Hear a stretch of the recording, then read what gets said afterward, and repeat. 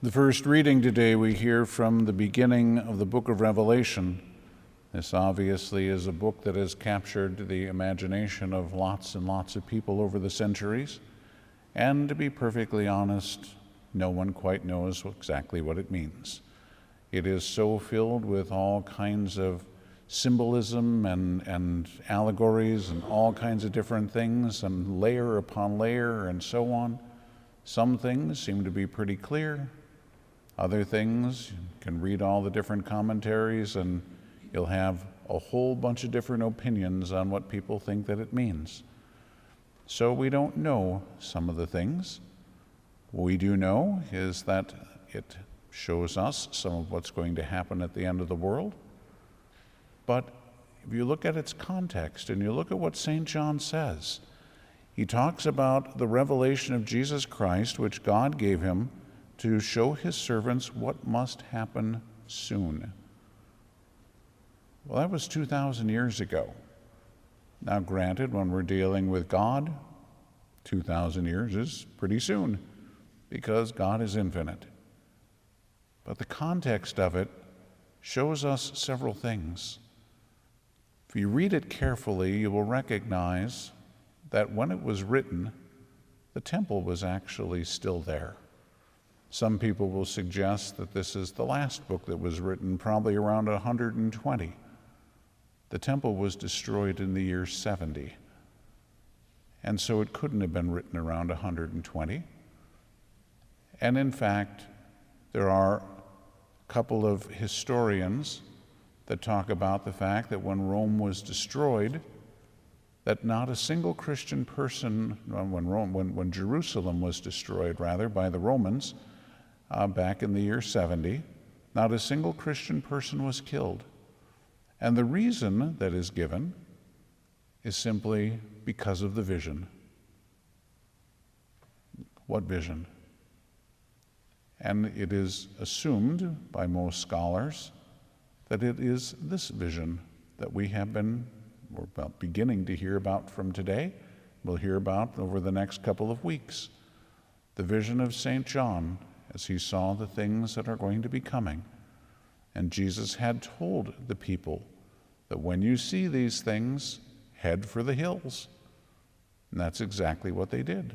All the Christian people left Jerusalem. They got out. And we know that the Romans killed more than 1 million people. All of them, the Jewish people who had come to be able to worship God in Jerusalem for the feast. And so there is a point, as we look at this, to be able to understand that it did indeed already happen. All of the things that are here have already occurred. We can look forward and we can say all of the things that are in the book of Revelation are going to occur. And then we can look at the present and say, all of the things in the book of Revelation are occurring. And that makes it even more difficult to understand exactly what this is all about, because you have to look forward, you have to look backward, and you have to look in the present. But isn't that the absolute brilliance of God? To be able to give us something that knows no time. It served its initial purpose. It continues to serve its purpose, and it will serve its purpose all the way until the end of the world. And I suppose all the way till the end of the world, people are going to be coming up with fantastic ideas about exactly what this or that or the other thing means. The reality is, we need to be able to look at what God's intention is in this, and to be able to see what it is that he's doing. He has written this so that people would be able to understand, which obviously the early Christians did. That's why they got out of Jerusalem. They understood. Now, maybe they didn't understand all the symbolism that was in there, but it didn't matter. They understood what this was about. And that's what we have to be able to do as well. Now, when you read the book of Revelation, Again, there are lots of different ways of being able to look at things. There are all the sevens, and there are layers of the sevens, and there are 3 different things about all the sevens, and all. And so again, you've got, I don't know if you've seen, I've never actually tried this, but they have, I think they call it 3D checkers or 3D chess or something like that, and it's like you've got 3 different chess boards, and you're playing on 3 different levels all this. That's kind of what this is about. You see it happening in 3 different ways, all simultaneously, though.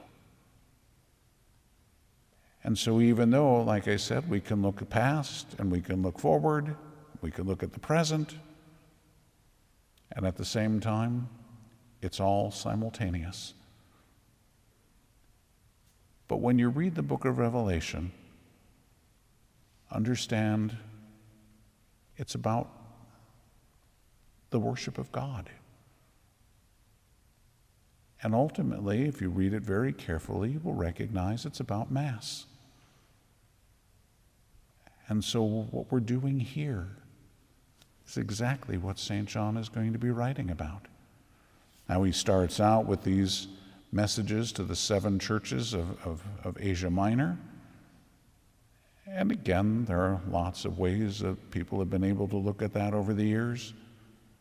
One of them, though, that I think is very insightful and important for us is to see that in these 7 messages to the churches, you have every single possible human response to the Word of God. So today we hear about the Church of Ephesus.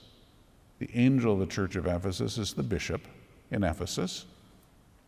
And we're told about how he's tested these people, he's suffered, he's not grown weary, and yet you've lost your first love. We all know people that are faithful, that are strong in their faith, and yet they've lost the zeal. They've lost that first love. And that's what the Lord is asking him to get back to. So again, you see that kind of thing. We'll see some have fallen away. We'll see some that are tolerating evil. They found a way to try and compromise, which obviously God did not tolerate at all. We find all these different things. So again, as you go through those first couple of chapters of the book of Revelation, somewhere in there you're going to be able to say, that's me. That sounds just like me. It's because, again, it covers the gambit of everything. So then you look at that, and you say, all right, starting with what I know about myself, now let's read the rest of the book from that perspective. And maybe it's rather providential that God gives to us this gospel reading today, where the man just simply prays, Lord, that I may see. That's what we need to pray for, that God will open our eyes, not just to understand something like the book of Revelation, because I suspect none of us is really going to understand it until we're in heaven and we're looking directly at God and we'll go, oh, that's what that meant. But that we can see, like the early Christians did, understand what this meant and therefore what their response was. That we will be able to see as we read these messages to the 7 churches how this applies to me, where I fit into this whole thing and what it is that I need to do and how I need to change to get my life back on track or to do whatever needs to happen. Lord, that I may see who Jesus is. Just like this blind man. He had more insight than all the people who had 20/20 vision, but he couldn't see. Well, maybe we don't have a problem with our eyes, but maybe there's a problem with the insight, the eyes of our soul. So whether it's reading the book of Revelation, whether it's the spiritual life, whether it's coming to know the Lord more, whether it's how I live my faith, it's the same principle. Lord, that I may see, to have understanding, to have insight, so that we can know and to do in our lives the will of God.